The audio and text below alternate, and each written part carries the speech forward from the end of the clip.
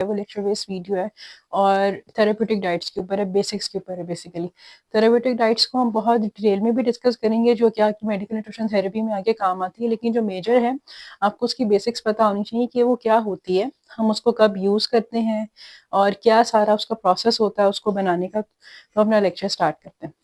तो आज जो हमारा लेक्चर है that is basically on the basics of therapeutic diets. Therapeutic diets basically इस किस्म की डाइट जो कि आपको ट्रीटमेंट प्रोवाइड कर रही है, आपके ट्रीटमेंट को हेल्प कर रही है। कोई अगर बीमार है उसकी मैनेजमेंट के अंदर, उसकी मेडिकेशन के अंदर जो चीज़ हेल्प कर रही है, जो डाइट हेल्प कर रही है, that is basically considered as the therapeutic diets. So अगर हम इसकी कोई डेफिनेशन देखते हैं तो वो हमारे पास क्या आती है कि controlled amount of certain nutrients, कि आपने न्यूट्रिएंट्स को मैनेज करके देना है। For example in case of diabetes तो हम बहुत सारे डिफरेंट न्यूट्रिएंट्स को मैनेज करते हैं, जैसे कि कार्बोहाइड्रेट्स को मैनेज करते हैं।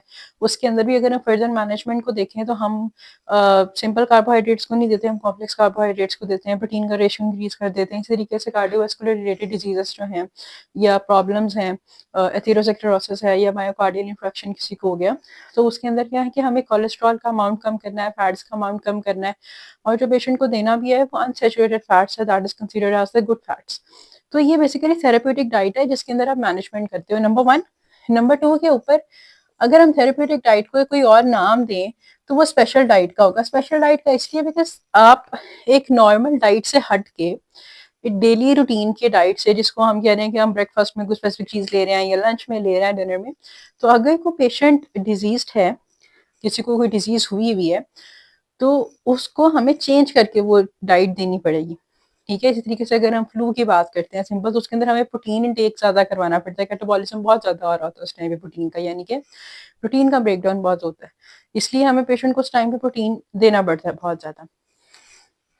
इसी तरीके से अगर हम इसकी डिटेल्ड डेफिनेशन देख रहे हैं तो हमें मेडिकल किसी ना किसी कंडीशन को मैनेज करना पड़ता है। जैसे मैंने आपके साथ डायबिटीज़ की बात की, हाइपरटेंशन की बात है, कार्डियोवास्कुलर डिजीजेस की बात है, तो हम थेरेप्यूटिक डाइट की अगर कोई मेजर डेफिनेशन दें तो वो हमारे पास क्या होगी कि therapeutic diets are modified for nutrients, texture, food allergy and tolerances. Modified यानी कि वही चीज़ कि आपने चीज़ को मैनेज कर दिया। अगर किसी से खाना सॉलो नहीं हो रहा तो आपने उसको इस तरह का टेक्सचर बना के दिया कि उसको सॉफ्ट कर दिया, सॉफ्ट डाइट दे दी। ठीक है, इस तरह से अगर किसी को हार्ट रिलेटेड प्रॉब्लम है तो आपने उसको फैट्स कम दिया, अगर किसी को रीनल रिलेटेड प्रॉब्लम है तो आपने प्रोटीन कम दिया। तो ये सारी चीज़ें इस तरीके से आपको मॉडिफाई करनी है। अच्छा, एक सबसे इंपॉर्टेंट चीज़ कि अब फूड एलर्जी, फूड इंटॉलरेंस क्या होता है, इसको सबसे पहले आप सुन लो, क्योंकि फूड एलर्जी, फूड इंटॉलरेंस पूरे लेक्चर में आ रहा है। तो इनमें मेजर डिफरेंस क्या है, ये तो आपको पता है कि फूड एलर्जी हो जाती है कुछ लोगों को खाना खाने से, दूध से हो जाती है, फिश के साथ हो जाती है, पीनट के साथ, बहुत सारी डिफरेंट चीज़ों के साथ होती है। लेकिन मेजर डिफरेंस क्या है between the food allergy and food intolerances? देखो, फूड अगर एलर्जी को हम डिस्कस करेंगे तो फूड एलर्जी में आपका इम्यून सिस्टम का रिएक्शन होता है कि आपने कोई चीज़ खाई, वो ट्रिगर करेगी। फॉर एग्जाम्पल मैं आप कह रही हूँ कि किसी ने पीनट खाई, तो पीनट किसी को ट्रिगर की तो उसके साथ फ्लू के सिम्टम्स आना शुरू हो गए, हेडेक के सिम्टम्स आना शुरू हो गए, नॉजिया वॉमिटिंग के सिम्टम्स आना शुरू हो गए। तो इम्यून सिस्टम ट्रिगर होता है। उसमें भी अगर हम बहुत डीप जाएं तो आईजीई एंटीबॉडी जो है वो प्रोड्यूस होती है। बेसिकली आईजीई, इम्यूनोग्लोबिन ई जो एंटीबॉडी है, वो इस चीज को रिप्रेजेंट करती है कि पेशेंट में उस टाइम पे फूड एलर्जी हुई है। ठीक है, फिर उसके बाद अगर हम देखें कि फूड एलर्जी किन किन हमारे ऑर्गन्स को इफेक्ट करती है, ये बहुत इंपॉर्टेंट चीज है, आपके लंग्स को, आपकी स्किन को, गट को। और हाँ, एक चीज याद रखना है कि ये फौरन होती है। अगर आपने कोई चीज खाई, फॉर एग्जाम्पल अगर किसी को फिश से एलर्जी है, पीनट से है, सोया से है, तो खाते सार ही आपको सिम्टम्स शो होने शुरू हो जाएंगे। कुछ लोगों को छींकें आना शुरू हो जाती हैं, रैशेस होना शुरू हो जाते हैं। तो फूड एलर्जी के मेजर सिम्टम्स क्या होंगे? सबसे पहले रैशेस या हाइव्स। रैशेस जो होते हैं बास स्किन के ऊपर बहुत ज्यादा हो जाते हैं, बाजू के ऊपर बहुत ज्यादा होने शुरू हो जाते हैं। और हाइव्स का मतलब होता है एक्सट्रीम एक्सेसिव रैशेस होते हैं, जो बहुत इची होते हैं, बहुत रेड कलर के होते हैं, स्वेलिंग हो जाती है उनके अंदर। तो ये मेजर उसका जो है एक आपके पास सिम्टम आता है। फिर स्वेलिंग होना शुरू हो जाती है आपके लिप्स पे, फेस पे, जिस तरह पफिनेस होती है।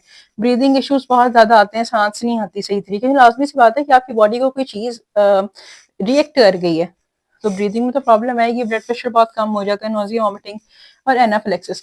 एनाफिलेक्सिस सबसे डेंजरस कंडीशन है कि आप पेशेंट को ट्रीट नहीं कर रहे, और एनाफिलेक्सिस के अंदर मेजर प्रॉब्लम ये होती है कि आपका जो ब्रीदिंग पूरा रेस्पिरेटरी ट्रैक्ट है वो काम करना बंद कर देता है एकदम से, तो उसमें पेशेंट्स की डेथ भी हो जाती है अगर आप पेशेंट को जो हो वो ट्रीटमेंट ऑन टाइम ना दो।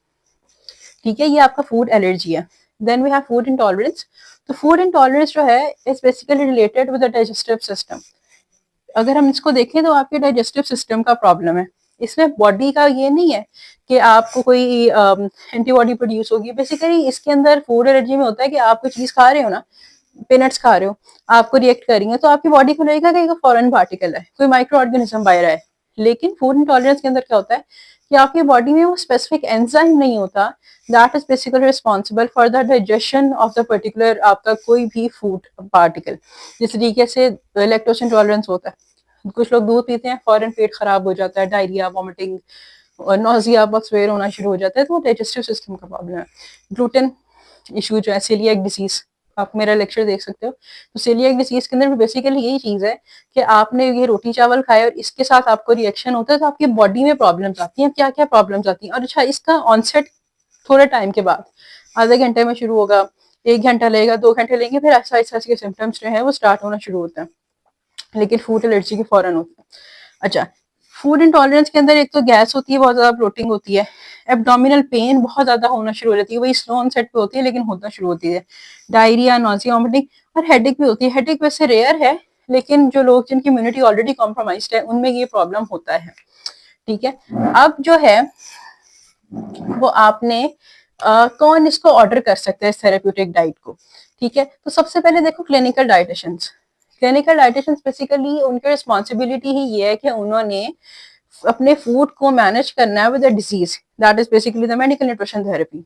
वो क्लिनिकल डाइटिशियंस का काम है, वो कर सकते हैं। फूड सर्विस डिपार्टमेंट में आप इसको ऑर्डर कर सकते हो कि फॉर एग्जांपल आपने अगर मार्केट के अंदर कोई ऐसी चीज इंट्रोड्यूस करवानी है जो लैक्टोज इंटॉलरेंस से फ्री है, लैक्टोज फ्री है, ग्लूटेन फ्री है, इस तरह की चीजें आप इंट्रोड्यूस करवाएं, तो फूड सर्विस डिपार्टमेंट आपको जो है वो हायर करेगा, तब आप उसको ऑर्डर कर सकते हो। ठीक है, और मेडिकल ऑर्डर, मेडिकल ऑर्डर यानी कि हॉस्पिटल्स में डिफरेंट वार्ड्स के अंदर, सर्जिकल वार्ड में, मेडिकल वार्ड में किसी को डिस्फेजिया है यानी कि swallow नहीं हो रहा, जर्ड है, गैस्ट्रोएसोफेजियल रिफ्लक्स डिजीज के अंदर एसोफेगस जो है वहाँ पे खाना जा ही नहीं सही तरीके से रहा, डाइजेस्ट नहीं किया जा रहा, तो ये सारी की सारी चीजें उस टाइम पे मेडिकल ऑर्डर पे जाती हैं।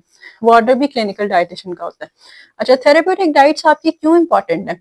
कुछ मेन इंपॉर्टेंट रीजंस हैं। सबसे पहले तो ये कि आपका न्यूट्रिशनल स्टेटस को मेंटेन करना है।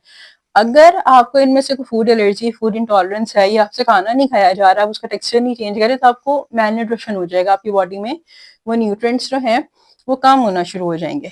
ये फिर अपना न्यूट्रिशनल स्टेटस बेहतर करना, अगर किसी में कैल्शियम की डेफिशिएंसी है या विटामिन डी की डेफिशिएंसी और उसके साथ उसका ऑस्टियोपोरोसिस हो गया, हड्डियों की जो बीमारी है, बोन रिलेटेड डिसऑर्डर जो है, उसको सही करने के लिए, वो करेक्ट करने के लिए विटामिन डी लेगा, कैल्शियम लेगा। ठीक है, अपना न्यूट्रिशनल स्टेटस करने के लिए। अच्छा, रिस्टोर का मतलब और करेक्ट बेसिकली एक ही कैटेगरी के अंदर आता है कि आपको डेफिशिएंसी हुई है, उसमें आपने उसको मैनेज करना है। अपने कैलोरीज को कम या ज्यादा करना, तब आपके लिए रिक्वायरमेंट है थेरेप्यूटिक डाइट। और थेरेप्यूटिक डाइट जो है वाकई इस तरह से, जरूरी नहीं कि एक पेशेंट अगर आपके पास वेट लॉस करने आए तो आप सिर्फ यही समझो कि हेल्दी है, मे बी वो इम्यूनो कॉम्प्रोमाइज्ड हो, मे बी वो डायबिटिक हो, मे बी उसको पीसीओएस का कोई प्रॉब्लम हो, हाइपरटेंसिव हो, बहुत सारी चीजें आती हैं। इसलिए थेरेप्यूटिक डाइट की बेसिक्स आपके लिए जानना जरूरी है।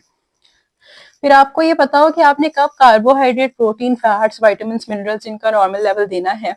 आपने जो है वो अगर ज्यादा प्रोटीन देना है तब भी आप थेरेप्यूटिक डाइट को प्रोवाइड करोगे। इस तरीके से डायलिसिस के केस के अंदर आपको ज्यादा प्रोटीन देना पड़ता है instead of other renal diseases. ठीक है, कोई अगर आपने न्यूट्रिशनल चीज को कम करना है, for example in case of CVD, cardiovascular diseases के अंदर आपको सोडियम कम करना है, रीनल डिजीजेस में सोडियम को कम करना है, तब आप दोगे। फूड को आपने इंक्लूड या एक्सक्लूड करना है डाइट में। आप पेशेंट को ग्लूटेन इंटॉलरेंस हुई है, पेशेंट बहुत ज्यादा वीक हो गया है, समझ नहीं आ रहा क्या प्रॉब्लम है, उस टाइम पे आप चीजों को इंक्लूड या एक्सक्लूड करवा के चेक करोगे कि क्या प्रॉब्लम क्या थी। ठीक है, टेक्सचर मॉडिफिकेशन होता है, फूड को सॉफ्ट बनाना, प्यूरिड बनाना, लिक्विड फॉर्म में बनाना, सेमी सॉलिड बनाना, इस तरीके से कि पेशेंट जिससे खाना नहीं खाया जा रहा उसके लिए। ठीक है, then we have types of therapeutic diets. देखो, सबसे पहले तो न्यूट्रिएंट मॉडिफिकेशन की जाती है। ठीक है, उस न्यूट्रिएंट मॉडिफिकेशन में न्यूट्रिएंट्स को हम कैसे मॉडिफाई करते हैं कि हम स्वीट्स को मैनेज करते हैं, हम डायबिटिक डाइट्स जो है जिसमें कार्बोहाइड्रेट्स कम करना है, फैट्स कम करना है, उसको मैनेज करते हैं। सॉल्ट की एडिशन वो भी न्यूट्रिएंट मॉडिफिकेशन के अंदर आती है, सॉल्ट ज्यादा करना है, कम करना है। अगेन जो है वो आपका फैट्स का उसको मैनेज करना है, कोलेस्ट्रॉल को मैनेज करना है, वो सारी चीजें, आपके फाइबर को मैनेज करना है, किडनी रिलेटेड डिसऑर्डर्स में चीजों को मैनेज करना है। न्यूट्रिएंट की कब रिक्वायरमेंट है कब नहीं है, that is basically considered as the nutrient modification in the basics of therapeutic diets. Then we have texture modification. Texture के अंदर वही बात कि पेशेंट से अगर खाना नहीं खाया जा रहा, डेंटल कोई प्रॉब्लम है, तब आप उसको कोई सॉफ्ट डाइट दोगे, कोई प्यूरेट डाइट, प्यूरेट बेसिकली जिसके अंदर थोड़ा सा पल्प हो, थोड़ा सा लिक्विड हो और सेमी सॉलिड सॉर्ट ऑफ हो, वो प्यूरेट कंसिडर किया जाता है। देन फूड एलर्जी और इंटॉलरेंसेस के अंदर जो मैंने अभी आपको सारा बताया, यहाँ भी तो फूड को करेंगे ना, लाजमी सी बात है, अगर एक बंदा जो है उसको ग्लूटेन इंटॉलरेंस है या उसको फिश से एलर्जी है, तब तो हम मैनेज करेंगे ना।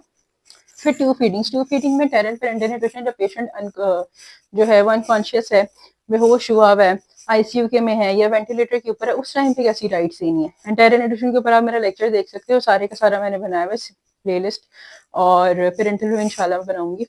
अच्छा, फिर कौन कौन सी डाइट्स हैं जो कॉमनली यूज होती हैं।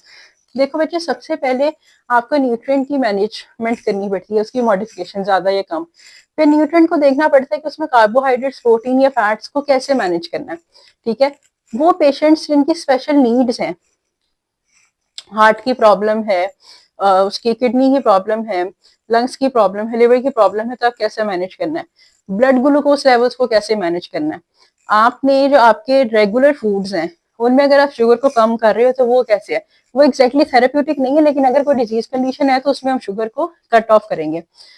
फिर अपनी कैलोरीज को मैनेज करते हैं। फिर कैलोरीज को कैसे मैनेज करते हैं कि आपने अगर 1000 रखा, 1500 रखा, 2000 कितनी आप रख रहे हो। सोडियम को मैनेज कर रहे हो, ज्यादा है कम देना है। प्रोसेस्ड फूड्स को मैनेज कर रहे हो, पेशेंट में डिजीजेस हो गई, एडेमा हो गया, फ्लूइड रिटेंशन हो गई, एसाइटिस हो गई, बहुत ज्यादा फ्लूइड रिटेंशन हो गई, उसको आपने कैसे मैनेज करना है। फिर आपने फैट्स कैसे देना है कि 30% कैलोरीज आपकी फैट से जानी चाहिए, तब भी आपकी थेरेप्यूटिक डाइट की मैनेजमेंट होगी। और डिफरेंट डिजीज कंडीशन में डिफरेंट होती है, एक नहीं रहती है बिल्कुल भी। 40 से 50 ग्राम्स जो बनता है 30%। फिर अगर आप कोलेस्ट्रॉल दे रहे हो, सैचुरेटेड फैट्स है, तो वो भी आपका mg में होना चाहिए, कम होना चाहिए, ताकि पेशेंट को डिजीज ना हो, उसकी डिजीज इंक्रीज ना करे। फाइबर देना है, सीबीडी का प्रॉब्लम है, डायबिटीज का प्रॉब्लम है, स्टमक रिलेटेड डिसऑर्डर्स हैं, मेटाबॉलिक डिसऑर्डर है, बॉडी में जो केमिकल रिएक्शंस है, मेटाबॉलिज्म बहुत ज्यादा स्लो है। लिग्यूम्स को ऐड करना है थेरेप्यूटिक डाइट के अंदर, मैनेजमेंट है ना थेरेप्यूटिक डाइट की। डिफरेंट पेशेंट्स हैं जिनको एंड स्टेज रीनल डिजीज है, एक्यूट किडनी फेलियर है, क्रॉनिक किडनी फेलियर है, ये सारी डिफरेंट चीजें लैब वैल्यूज के अकॉर्डिंग कैसे मैनेज करना है।